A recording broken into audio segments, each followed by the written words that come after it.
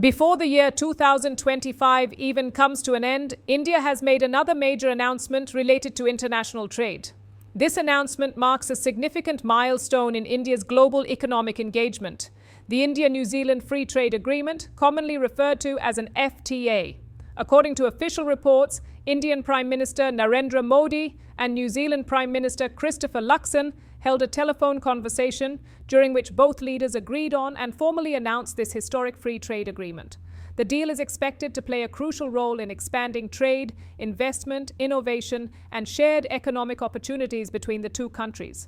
During their conversation, the two leaders also welcomed the progress made in other areas of bilateral cooperation, including defense, sports, education, and people-to-people ties.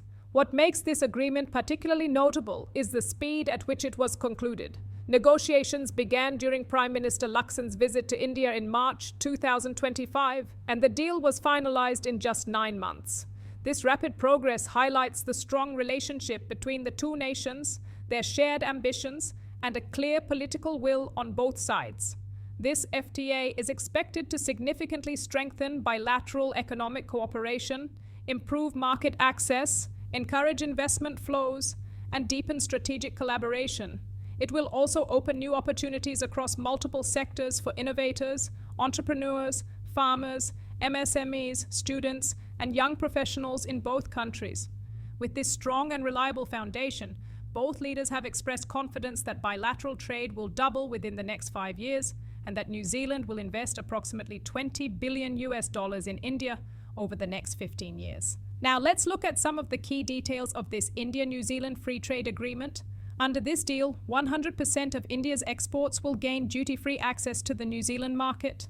Major beneficiaries include sectors such as textiles, pharmaceuticals, leather goods, engineering products, and agricultural items. On the other hand, India has offered tariff concessions on 70% of tariff lines to New Zealand, covering nearly 95% of total bilateral trade. New Zealand has also made its best ever offer to India in the services sector. Indian companies will gain expanded access in areas such as information technology, professional services, telecommunications, tourism, and construction, creating significant new business opportunities. One of the most impactful outcomes of this agreement will be for students, young professionals, and skilled workers. Indian students studying in New Zealand will now receive improved post-study work opportunities.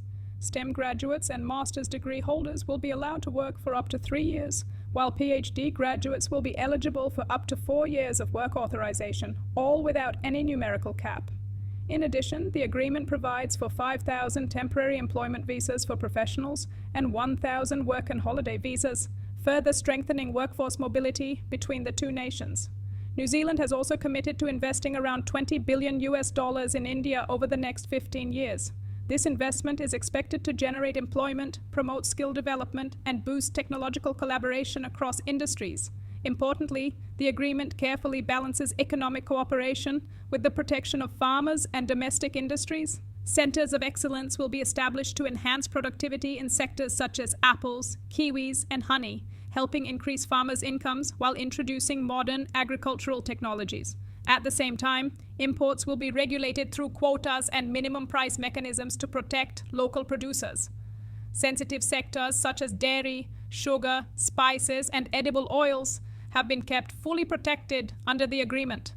Additionally, India's manufacturing sector will benefit from duty-free access to critical raw materials, strengthening industrial growth in both countries. Overall, this free trade agreement has been carefully designed to ensure mutual benefit, long-term economic growth, and stronger diplomatic ties between India and New Zealand. What are your thoughts on this major